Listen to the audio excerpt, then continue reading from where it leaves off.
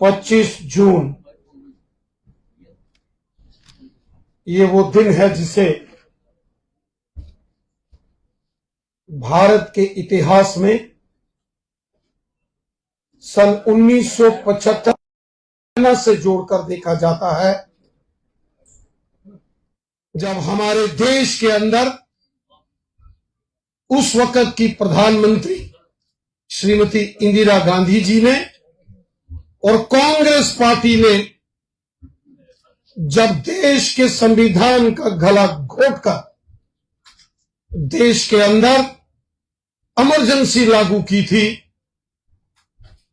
बाबा साहब भीमराव अंबेडकर जी के नेतृत्व में जो संविधान भारत के नागरिकों के लिए बनाया गया, उस संविधान का गला कांग्रेस पार्टी ने और उस वक्त की कांग्रेस पार्टी की प्रधानमंत्री श्रीमती इंदिरा गांधी जी ने 25 जून 1975 को तार तार कर दिया था और पूरा देश उस घटना को याद करके इसे काला दिवस, ब्लैक डे के तौर पर मनाता है। हम सब जानते हैं कि हमारे देश की आजादी के लिए, स्वतंत्रता के लिए लाखों करोड़ों स्वतंत्रता सेनानियों ने जंगे आजादी के उस दौर में अपने प्राणों की आहुति दी, बलिदान दिए। और जब 15 अगस्त 1947 को भारत आजाद हुआ और 26 जनवरी 1950 को भारत गणतंत्र के रूप में, एक रिपब्लिक के रूप में, जहां देश का अपना संविधान लागू हुआ, हम हर वर्ष जश्न बनाते हैं, गणतंत्र दिवस बनाते हैं, रिपब्लिक डे बनाते हैं। लेकिन साथियों, हम सब जानते हैं कि कांग्रेस पार्टी, जिसने हमेशा सत्ता का दुरुपयोग किया अपने पर्सनल इंटरेस्ट के लिए, सत्ता में बने रहने के लिए, कांग्रेस ने देश के संविधान को तार तार किया। देश के संविधान का हमेशा कांग्रेस पार्टी ने अपमान किया। हमारे साथियों ने डिटेल के अंदर यहां चर्चा की। हमारा देश डेमोक्रेटिक कंट्री है, लोकतंत्र हमारे देश की रूह है। 1971 में जब रायबरेली यूपी से श्रीमती इंदिरा गांधी जी ने चुनाव लड़ा, उनके सामने श्री राजनारायण साहब थे और श्रीमती इंदिरा गांधी जी ने सत्ता में रहते हुए सत्ता का शरेआम, खुलेआम दुरुपयोग किया। और जब श्री राजनारायण जी ने इलाहाबाद हाई कोर्ट के अंदर उस चुनाव को, जो रायबरेली पार्लियामेंट सीट का चुनाव था, उसको चुनौती दी और एक लंबी सुनवाई के बाद जब अदालत के अंदर सारे सबूत रखे गए, इलाहाबाद हाई कोर्ट के जस्टिस जगमोहन सिन्हा साहब ने यह फैसला सुनाया 12 जून 1975 को कि श्रीमती इंदिरा गांधी जी ने धांधलियां की, गड़बड़ की, खुलेआम सरकारी तंत्र का दुरुपयोग किया और वो रायबरेली से जो 1971 का चुनाव जीती, उसको ऑनरेबल हाई कोर्ट इलाहाबाद ने असंवैधानिक घोषित कर दिया और श्रीमती इंदिरा गांधी जी को प्रतिबंधित कर दिया। उनकी सदस्यता रद्द कर दी गई। और उनको बैन कर दिया गया कि अगले 6 साल वो चुनाव नहीं लड़ सकती। श्रीमती इंदिरा गांधी और कांग्रेस पार्टी ने ऑनरेबल हाई कोर्ट इलाहाबाद के उस फैसले को सुप्रीम कोर्ट के अंदर चुनौती दी और सुप्रीम कोर्ट के जो ऑनरेबल जस्टिस थे उस वक्त, जिनके सामने वो केस लगाया गया, जस्टिस वी.आर. कृष्णैयर और जस्टिस वी.आर. कृष्णैयर ने उस वक्त, हालांकि सुप्रीम कोर्ट ने कुछ रिलीफ इंदिरा गांधी जी को दिया, लेकिन श्रीमती इंदिरा गांधी चाहती थी कि पावर के दम पर उस सारे फैसले को पलट दिया जाए। वो हिंदुस्तान के कानून को नहीं मानती थी, वो अदालतों को नहीं मानती थी। 24 जून को जब इंटरिम रिलीफ 1971 में सुप्रीम कोर्ट के ऑनरेबल जस्टिस वी.आर. कृष्णैयर जी ने इंदिरा गांधी जी को दिया, उनको कहा कि आप सदन की कार्रवाई में हिस्सा ले सकती हैं, उनको कहा कि आप एज प्राइम मिनिस्टर रह सकती हैं, लेकिन श्रीमती इंदिरा गांधी जी ने सुप्रीम कोर्ट के उस फैसले का भी निरादर किया और 25 जून आज ही के दिन सन 1975 में देश के सारे संविधान का गला घोटकर इमरजेंसी घोषित करवा। इमरजेंसी कब लगती है? हमारे संविधान के अंदर, कॉन्स्टिट्यूशन ऑफ इंडिया के अंदर इमरजेंसी लगाने के प्रोविजंस हैं। वो कौन सी कंडीशंस हैं जब स्टेट ऑफ इमरजेंसी डिक्लेयर की जा सकती है? जब देश के ऊपर एक्सटर्नल एग्रेशन हो जाए, जंग की स्थिति हो जाए, जंग लग जाए, या देश के अंदर आर्म्ड रिबेलियन हो जाए, देश के अंदर बगावत हो जाए। ऐसी परिस्थिति में हमारे संविधान में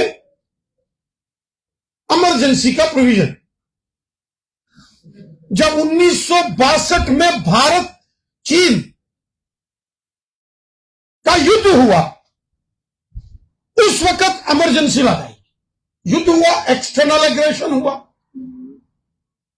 1971 में भारत पाकिस्तान का दूसरा युद्ध हुआ। पहला भारत चाइना युद्ध हुआ 1962, और 1971 में हमारे संविधान में है एक्सटर्नल एग्रेशन। युद्ध की स्थिति में इस प्रकार के प्रोविजंस का अनुमोदन करना, लागू करना हमारे संविधान में। लेकिन 1975 में कौन सा जंग हो गया था? कौन सा आर्म्स रिबेलियन हो गया था? कौन सा एक्सटर्नल एग्रेशन हो गया था कि कांग्रेस पार्टी को और श्रीमती इंदिरा गांधी जी ने देश के संविधान को चूर चूर कर दिया? कांग्रेस पार्टी ने हमेशा देश के लोकतंत्र के साथ और देश के संविधान के साथ खिलवाड़ किया। जब जस्टिस वी.आर. कृष्णैयर फैसला बना रहे थे, वो अपनी बुक द लेजेंड्स में वो लिखते हैं कि प्रधानमंत्री ऑफिस से उनको फोन आता है कि क्या आपको देश का चीफ जस्टिस बनना है कि नहीं बनना है। किस तरीके से कांग्रेस पार्टी ने देश के जुडिशियल सिस्टम को देश की अदालतों को खत्म करने की कोशिश की, किस तरीके से कांग्रेस पार्टी ने देश के कॉन्स्टिट्यूशन को खत्म करने की कोशिश की। और जब 25 जून 1975 को इमरजेंसी का ऐलान कर दिया गया और उसके बाद किस तरीके से देश के अंदर जुल्म सितम किया गया, आम लोगों को, पॉलिटिशियंस को बिना किसी केस के जेलों के अंदर बंद कर दिया गया, देश के लोकतंत्र का गला घोंट के रखा कांग्रेस पार्टी ने। और आज वही कांग्रेस पार्टी के नेता आज उसी संविधान को उठाते हैं जिस संविधान को उन्होंने कत्ल किया। किस मुंह से श्री राहुल गांधी संविधान की बात करते हैं? किस मुंह से श्रीमती सोनिया गांधी देश के संविधान की बात करते हैं? किस मुंह से कांग्रेस के लोग संविधान को बचाने की बात करते हैं? हमारे देश के संविधान को, हमारे देश के आईन को अगर किसी जमात ने लहूलुहान किया वो कांग्रेस पार्टी है और वो ये नेहरू गांधी खानदान है।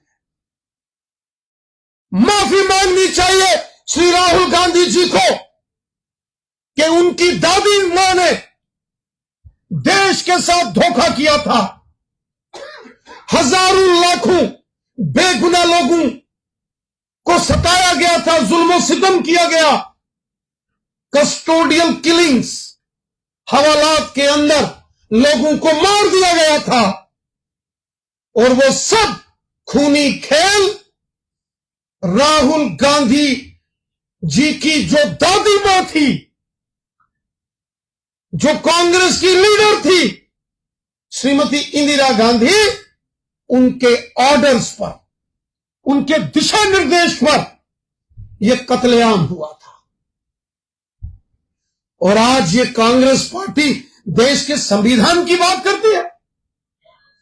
ये कांग्रेस पार्टी जिसने कभी हिंदुस्तान के अंदर आम लोगों को अधिकार नहीं दिए, जो कांग्रेस पार्टी देश के विभाजन के लिए जिम्मेवार है, जिस कांग्रेस पार्टी की गलत नीतियों के कारण जम्मू कश्मीर में आतंकवाद, अलगाववाद और पाकिस्तान की मानसिकता को जन्म दिया गया, वो कांग्रेस पार्टी आज संविधान की बात करती है।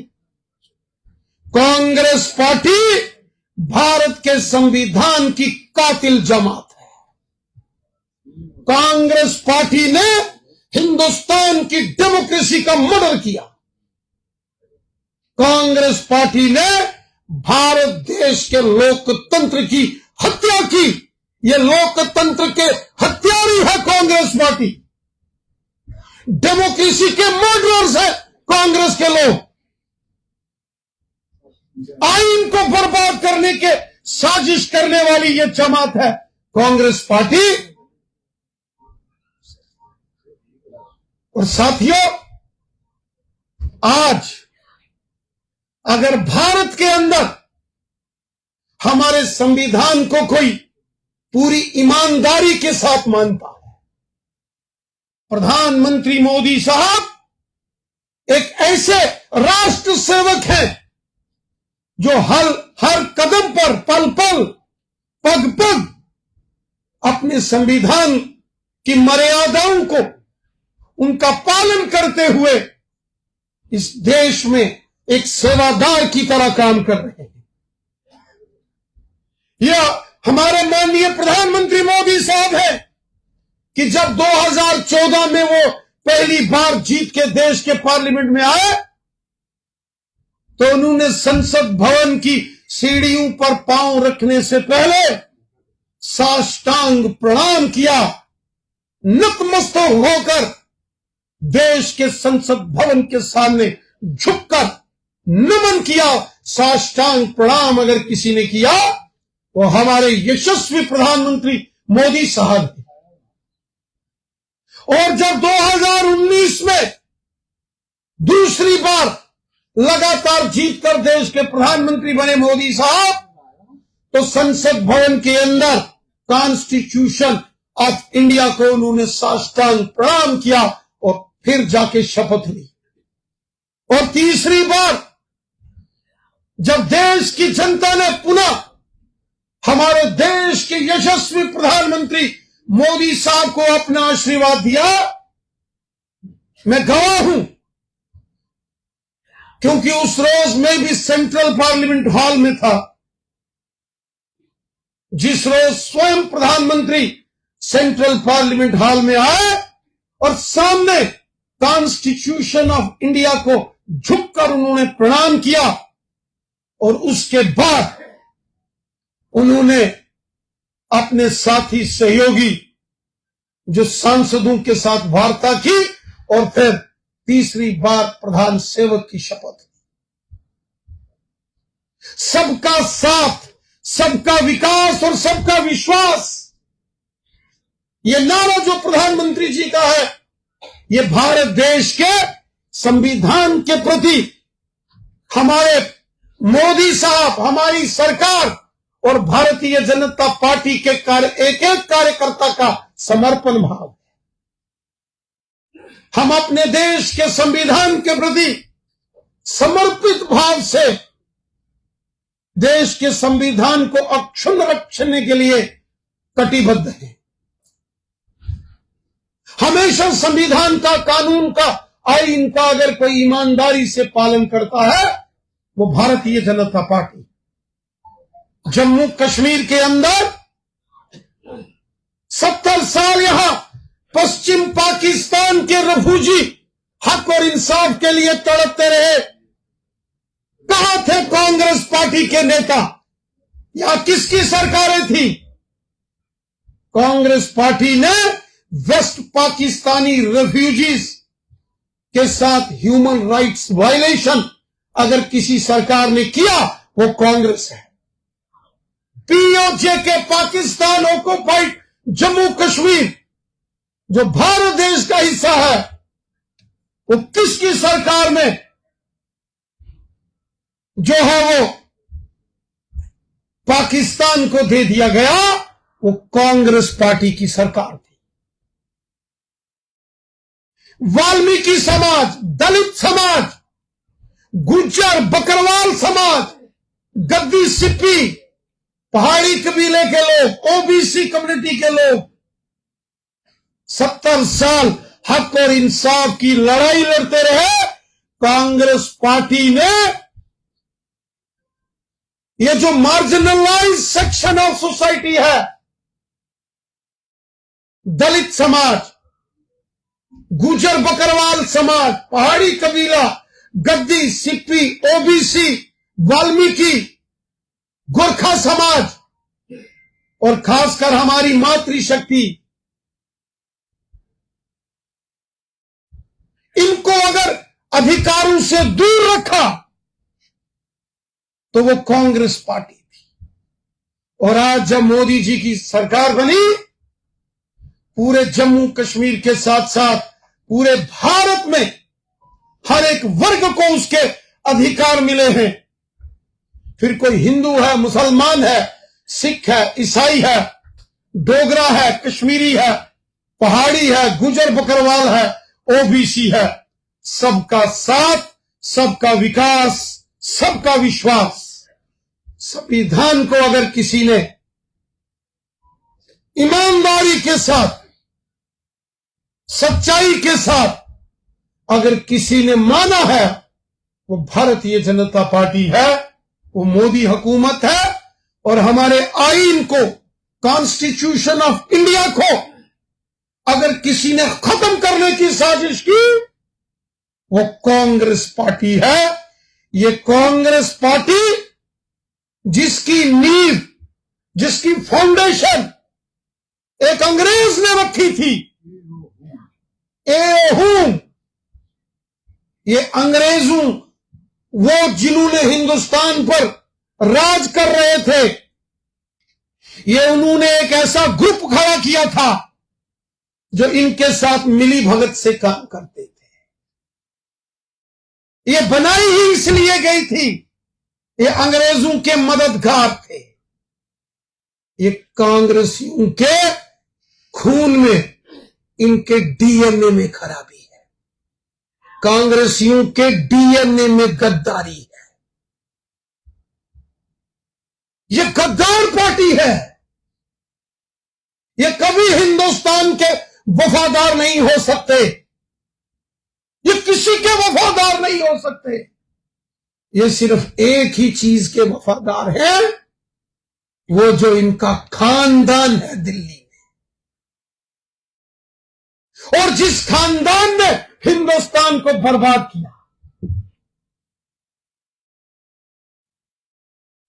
मेरे साथियों, इतिहास के इन पन्नों को हमें याद रखना है, खासकर ये जो हमारी नौजवान पीढ़ी है। मैं आपसे ये गुजारिश करता हूं, अपने इतिहास को याद रखना चाहिए, अपने गौरवशाली इतिहास को भी याद रखना चाहिए, और इतिहास के अंदर गद्दारी करने वालों को भी याद करना चाहिए, ताकि वो गद्दारी करने वाले कभी इस किस्म के षड्यंत्र दोबारा ना कर सके। जनमानस के बीच में, अवाम के बीच में, जनता के बीच में उनके काले कारनामों को हमेशा जनता को उसके बारे में अवेयर करना चाहिए। यह हम सब नौजवानों की, माताओं बहनों की, भाइयों की, नौजवानों की जिम्मेवारी है कि किस तरीके से कांग्रेस पार्टी ने हमारे देश के संविधान को छलनी छलनी किया, किस तरीके से कांग्रेस पार्टी ने हमारी डेमोक्रेसी को लहूलुहान किया, किस तरीके से कांग्रेस पार्टी ने भारत माता की पीठ पर खंजर घोंपे हैं। ये देश की युवा पीढ़ी को पता होना चाहिए।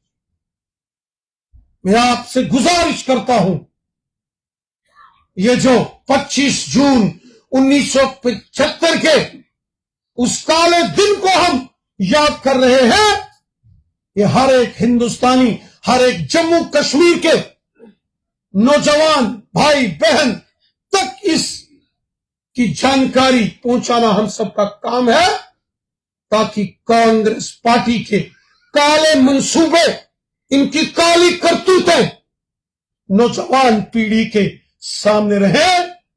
ये कांग्रेस पार्टी ये संविधान की रक्षक नहीं, ये संविधान की भक्षक है, भक्षक। जिन्होंने संविधान को खत्म करने की कोशिश की, ये वो कांग्रेस पार्टी है जिन्होंने भारत रत्न डॉक्टर भीमराव अंबेडकर साहब के खिलाफ साजिशें की, देश के हर एक नागरिक के साथ साजिशें की। ऐसे दिन दोबारा भविष्य में ना आए, इसके लिए हमें अपनी युवा पीढ़ी को जागृत करना है। मैं उन सभी महान भावों को जिन्होंने कांग्रेस के उस षड्यंत्र के साथ के खिलाफ संघर्ष लड़े, जेलें काटी, जो जेलों में शहीद हो गए, जिनकी कस्टोडियल किलिंग्स हो गई, मैं ऐसे महान वीरों को जो लोकतंत्र के सिपाही थे, जो तिरंगे झंडे को और देश के संविधान को लेकर कुर्बान हो गए, मैं उन्हें नमन करता हूं, उन्हें अपनी श्रद्धांजलि अर्पित करता हूं। जय हिंद, जय भारत।